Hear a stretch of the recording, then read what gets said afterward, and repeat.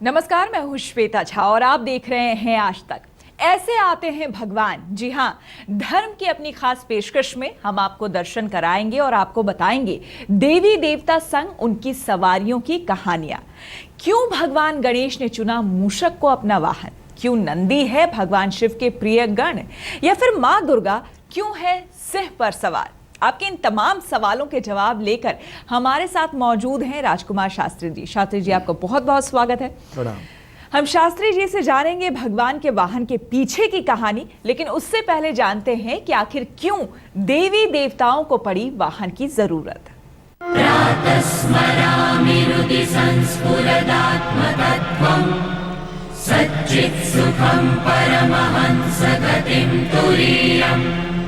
भगवान के वाहन कहिए या फिर उनकी सवारियां, जिनकी इच्छा के बिना भक्ति के द्वार नहीं खुलते, जिनकी मर्जी के बगैर भगवान किसी से नहीं मिलते। यही वजह है कि किसी भी मंदिर में जाइए, किसी भी भगवान को देखिए, उनके साथ एक चीज सामान्य रूप से जुड़ी हुई है और वो है उनके प्रिय वाहन।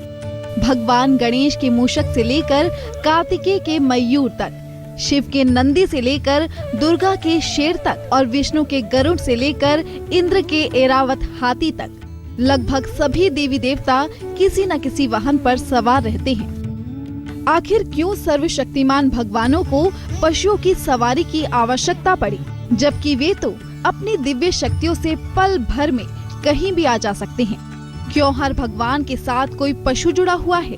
भगवानों के साथ जानवरों को जोड़ने के पीछे कई कारण हैं। इसमें आध्यात्मिक, वैज्ञानिक और व्यवहारिक कारणों से विद्वानों ने देवी देवताओं के वाहनों के रूप में पशु पक्षियों को जोड़ा है। दरअसल देवताओं के साथ पशुओं को उनके व्यवहार के अनुरूप जोड़ा गया है, क्योंकि ये पशु पक्षी न केवल भगवान के वाहन भर हैं, बल्कि उनकी चारित्रिक विशेषताओं को भी दर्शाते हैं। भगवान शिव का वाहन है नंदी बैल। संकेतों की भाषा में बैल शक्ति, आस्था व भरोसे का प्रतीक होता है। इसके अतिरिक्त भगवान शिव का चरित्र मोह माया और भौतिक इच्छाओं से परे रहने वाला बताया गया है। सांकेतिक भाषा में बैल यानी नंदी इन विशेषताओं को पूरी तरह से चरितार्थ करता है। माँ दुर्गा तेज, शक्ति और सामर्थ्य का प्रतीक है, तो उनके साथ सिंह है। ठीक इसी तरह भगवान गणेश जी का वाहन मूषक है। मूषक शब्द संस्कृत के मूष से बना है, जिसका अर्थ है लूटना या चुराना। सांकेतिक रूप से मनुष्य का दिमाग मूषक, चुराने वाले यानी चूहे जैसा ही होता है। यह स्वार्थ भाव से घिरा होता है। गणेश जी का चूहे पर बैठना इस बात का संकेत है कि उन्होंने स्वार्थ पर विजय पाई है और जन कल्याण के भाव को अपने भीतर जागृत किया है। ऐसे ही बाकी देवताओं के साथ भी पशुओं को उनके व्यवहार और स्वभाव के आधार पर जोड़ा गया है। दूसरा सबसे बड़ा कारण है प्रकृति की रक्षा। अगर पशुओं को भगवानों के साथ नहीं जोड़ा जाता तो शायद पशु के प्रति हिंसा का व्यवहार और भी कहीं ज्यादा होता। हर भगवान के साथ एक पशु को जोड़कर विद्वानों ने प्रकृति और उसमें रहने वाले जीवों की रक्षा का एक संदेश दिया है। हर पशु किसी न किसी भगवान का प्रतिनिधि है, उनका वाहन है। इसीलिए भगवान पर विश्वास रखने वाले उनके भक्त उनके वाहन को भी भगवान के समान ही पूजते हैं। साथ ही अपनी समस्याओं से मुक्ति हेतु और भगवान तक अपनी फरियाद पहुंचाने के लिए भी लेते हैं इन पशु पक्षियों से मदद। तो किस देवता की कौन सी है सवारी और क्या है उसके पीछे की कहानी, जानने के लिए बने रहिए हमारे साथ। आज तक ब्यूरो। तो चलिए सबसे पहले हम बात कर लेते हैं सिद्धि विनायक गणेश की, क्योंकि गणेश जी की पूजा सबसे पहले की जाती है और गणेश जी मूषक पर सवार हैं। तो शास्त्री जी यही बता दीजिए, इससे ही शुरुआत करते हैं कि आखिर मूषक को क्यों चुना भगवान गणेश ने अपनी सवारी के तौर पर? जी, भगवान गणपति का मूषक वाहन है। मूषक ने डाला ऋषि पराशर के ध्यान में विघ्न। मूषक के उपद्रव से बचने के लिए महर्षि पराशर ने गणपति की शरण ली। गणपति ने मूषक का घमंड चूर चूर करके और उसे अपना वाहन बना लिया। गणपति का वाहन मूषक विद्या और बुद्धि का प्रतीक है, इस बात को समझने की आवश्यकता है। और मूषक वाहन भगवान गणपति का एक मंत्र है, ओम गंग गणपतये नमः। ये भगवान गणपति का एकाक्षरी मंत्र है। इस मंत्र का जाप करना चाहिए और गणेश अथर्व शीर्ष, जो कि अथर्व ऋषि के द्वारा वर्णित है, अथर्व वेद का है, उसका पाठ करना बेहद लाभकारी होता है। दूर्वा भगवान गणपति को अर्पण करें, बहुत प्रिय है। गणेश को अर्पण करने से भगवान गणपति प्रसन्न होते हैं। और सबसे बड़ी बात है कि हरे वस्त्र में मूंग के 11 दाने बांध करके मूषक को अर्पित करना चाहिए। भगवान गणपति जितनी अपनी पूजा से प्रसन्न होते हैं उतने ही अपने वाहन की पूजा से भी प्रसन्न होते हैं। चांदी का मूषक घर के मंदिर में अगर आप स्थापित करें, उससे भगवान गणपति के साथ उनकी दोनों धर्मपत्नी रिद्धि और सिद्धि की कृपा भी प्राप्त होती है। बिल्कुल, तो मूषक के बारे में तो आपने जान लिया कि मूषक को अगर आप प्रसन्न करेंगे तो गणपति अपने आप प्रसन्न हो जाएंगे। अब बात कर लेते हैं उनके पिता की, यानी कि शिव जी की। शिव जी का वाहन जैसे कि हम सभी जानते हैं कि नंदी है। शास्त्री जी, नंदी क्यों? जी, ये शिलाद नाम के एक बहुत ही महान तपस्वी ऋषि हैं और उनके पुत्र का नाम ही नंदी है। भगवान शिव की उपासना की, वही नंदी के रूप में शिलाद ऋषि को पुत्र के रूप में प्राप्त हुई। और सबसे बड़ी बात है कि वरदान के रूप में जो प्राप्त हुआ वो पुत्र के रूप में भगवान शिव। नंदी ने भगवान शिव की उपासना करके शिव सेवा का वरदान पाया। भगवान शिव के प्रिय गण हैं नंदी, और हमेशा ये धर्म का स्वरूप है। नंदी शक्ति, आस्था और भरोसे का प्रतीक भी है। शिव पूजा से भगवान नंदी प्रसन्न होते हैं। सबसे बड़ी बात बता दूं, अगर किसी को कोई परेशानी हो, शिव की पूजा की आवश्यकता कम है, नंदी की पूजा करके उनके कान में अपनी परेशानी कह दीजिए, वो भगवान शिव तक पहुंच जाती है। गन्ने के रस से भगवान शिव का अभिषेक करें और कमल के पुष्पों की माला भगवान शिव को, नंदी को अर्पित करें। सफेद वस्त्र में चावल बांध करके अगर शिवालय में चढ़ा दिया जाए, भगवान शिव की कृपा भी प्राप्त होती है, नंदी की कृपा भी प्राप्त होती है। नंदी की पूजा पहले की जाती है, बाद में भगवान शिव की पूजा की जाती है। ये सभी को जानने की आवश्यकता है। बिल्कुल, और आपने मंदिरों में भी देखा होगा कि नंदी के कान में कुछ कहा जाता है, आप अपनी बात कहिए और सीधे शिव तक पहुंच जाती है। अब बात कर लेते हैं भगवान विष्णु की। उनकी सवारी गरुड़ है, आखिर क्यों उन्होंने गरुड़ चुना? शास्त्री जी। गरुड़ का बहुत प्राचीन इतिहास है। गरुड़ के पुत्र अरुण भी हैं जो भगवान सूर्य के सारथी हैं। कश्यप और विनीता के पुत्र हैं भगवान गरुड़। सर्पों की माता कद्रू ने विनीता को दासी के रूप में माना। मां को मुक्त कराने के लिए गरुड़ ने भगवान विष्णु की तपस्या की। भगवान विष्णु ने प्रसन्न होकर के गरुड़ को अमृत पान करने का वरदान दे दिया। ये समस्त कथा महाभारत में विस्तार से वर्णित है। मां को दायित्व से मुक्त कराने के लिए, दासित्व जो प्राप्त हो गया था उससे मुक्त कराने के लिए भगवान गरुड़ ने भगवान विष्णु की सेवा स्वीकार की। और गरुड़ जो है, ये समझिए कि दिव्य शक्तियों और अधिकार का प्रतीक है। जिसके घर में अनेकों प्रकार की विघ्न बाधाएं आती हों, अगर वह गरुड़ का चित्र घर की दीवार पर लगा दे, भगवान विष्णु को वैजंती की माला और मोर पंख जितना प्रिय है, उसी प्रकार से गरुड़ भी भगवान को अत्यंत प्रिय है। और मोर पंख युक्त जो मुकुट है, भगवान नारायण को चढ़ाने से, भगवान कृष्ण को अर्पण करने से प्रसन्न होते हैं। एक बड़ा ही सिद्ध मंत्र है जिसका उच्चारण हमेशा गरुड़ जी करते हैं, ओम नारायणाय तुभ्यम नमामि।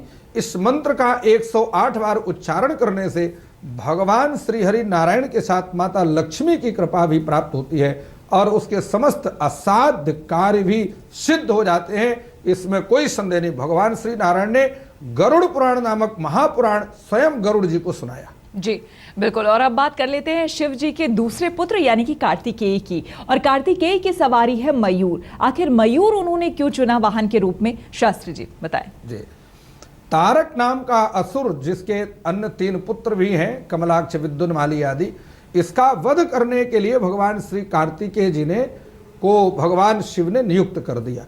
और भगवान विष्णु ने कार्तिकेय की साधना संपन्न करने के बाद और उसकी क्षमताओं को देख करके भगवान श्री सभी देवताओं की कृपा से और मिलकर के जो वाहन है, ये कार्तिकेय जी को मयूर प्राप्त हुआ। मयूर शत्रुओं का दमन करने का प्रतीक माना जाता है। और साथ में आपको बता दूं कि शिव महिम्न स्तोत्र जो स्वयं चित्ररथ गंधर्व के द्वारा रचित है, इसका पाठ करना बेहद लाभकारी है। गले में छेद वाला तांबे का सिक्का धारण करें और बहते जल में 100 ग्राम दूध प्रवाहित करें। स्त्रियों का सम्मान करना नितांत आवश्यक है। भगवान कार्तिकेय की कृपा प्राप्त करने के लिए साझेदारी का व्यापार करने से परहेज करना चाहिए। भगवान कार्तिकेय को खीर, मालपुए का प्रसाद चढ़ाने से माता पार्वती की कृपा भी प्राप्त होती है, गरुड़ की कृपा तो प्राप्त होती ही है और साथ जी। में कार्तिकेय जी की विशेष कृपा उसको प्राप्त होती है, और शत्रुओं का संहार करने जी। का इससे बड़ा और कोई उपाय नहीं है। बिल्कुल। और अब बात हम करेंगे माँ दुर्गा की। माँ दुर्गा के बारे में आप जानते हैं कि सिंह की सवारी करती हैं माँ दुर्गा, और सिंह को माँ दुर्गा ने क्यों चुना ये हम जान लेते हैं शास्त्री जी। जी, भगवान शिव को पति के रूप में प्राप्त करने के लिए भगवती ने बहुत कठिन तप किया, और पार्वती की उस तपस्या इतनी कठिन थी कि सभी ऋषि मुनि भी आश्चर्यचकित हो गए। तभी एक सिंह तपस्या में विघ्न डालने के लिए आ पहुंचा। माता उमा की तप की शक्ति से सिंह हिंसक प्रभाव समाप्त हो गया। देवी ने सिंह को वाहन के रूप में स्वीकार किया। सिंह आक्रामकता, शौर्य और शत्रु दमन का प्रतीक होता है। घर के मुख्य द्वार के दोनों ओर सिंह का चित्र लगाएं। मखाने की खीर बना करके देवी को प्रसाद रूप में अर्पण करें। दुर्गा सतनाम स्तोत्र का पाठ देवी के सामने करें, और देवी के सामने घी का दीपक जला करके करें। देवी के सामने अखंड घी का दीपक जलाएं। अनार और नारियल का प्रसाद देवी को चढ़ाने से और ये देवी की कृपा प्राप्त होती है, और सिंह की कृपा जो वन का राजा है उसकी कृपा भी प्राप्त होती है। तो चलिए अब बात कर लेते हैं माँ सरस्वती की, जिनके हाथ में वीणा रहता है, लेकिन उनका हंस जो है ये वाहन है। आखिर क्यों हंस को चुना, शास्त्री जी ये बताएं। सनकादिक ऋषियों के लौकिक पारलौकिक प्रश्नों का उत्तर ब्रह्मा जी देने में असमर्थ रहे। स्वयं भगवान नारायण हंस के रूप में प्रकट होकर के ब्रह्मा के सम्मान की रक्षा की। ब्रह्मा जी और माता सरस्वती ने हंस को अपना वाहन स्वीकार कर लिया, जबकि ब्रह्मा जी के पास एक कमल का आसन भी है। हंस पवित्रता और जिज्ञासा का प्रतीक है, और ओम ऐं नमः ये सरस्वती का बीज मंत्र है। इसका एक माला जाप करना विद्यार्थियों के लिए बेहद लाभकारी होता है। घर की पूर्व दीवार पर हंस पर विराजमान मां सरस्वती का चित्र लगाएं, और दक्षिणावर्ती शंख में जल भर करके घर के मंदिर में स्थापित करें। गरीब विद्यार्थियों की विद्या प्राप्ति में अगर आप सहायता करते हैं, माता सरस्वती की कृपा प्राप्त होगी, और सबसे बड़ी बात है कि जीवन में कोई आपको धोखा नहीं दे पाएगा। बिल्कुल। तो ये तो माँ सरस्वती की बात हो गई, और अब बात धन की देवी यानी कि माँ लक्ष्मी की। माँ लक्ष्मी की सवारी होती है उल्लू। आखिर उल्लू को क्यों चुना लक्ष्मी जी ने, आइए ये जान लेते हैं। जी, जब माता लक्ष्मी नारायण भगवान श्री हरि के साथ में गरुड़ पर सवार करती हैं, तो घर में मांगलिक कार्य होते हैं। क्योंकि ये समझ लिए कि भगवान माता लक्ष्मी गरुड़ की सवारी भी करती है और उल्लू को, लेकिन विशेष जो प्रिय सवारी है वो उल्लू है लक्ष्मी की। उल्लू पर सवार मां लक्ष्मी अज्ञान और अंधकार का प्रतीक है।